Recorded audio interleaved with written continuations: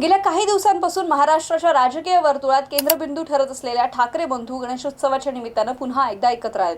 उद्धव ठाकरे हे बुधवारी सकाळी मनसे प्रमुख राज ठाकरे यांच्या निवासस्थानावरील गणपतीचं दर्शन घेण्यासाठी शिवतीर्थ इथे दाखल झाले.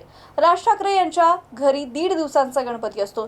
राज ठाकरेंनी उद्धव ठाकरे यांना फोनवरून गणपतीसाठी घरी येण्याचं आमंत्रण दिलं. हे आमंत्रण स्वीकारून उद्धव ठाकरे हे आज राज ठाकरे यांच्या निवासस्थानी देखील आले. उद्धव ठाकरे यांच्यासोबत त्यांचे कुटुंबीयही होते. त्यासोबतच उद्धव ठाकरे हे आज दुपारी राज ठाकरे यांच्याच घरी जेवण करणार आहेत. यापूर्वी 27 ऑगस्टला उद्धव ठाकरे यांच्या वाढदिवसाला राज ठाकरे हे मातोश्रीवर गेले होते.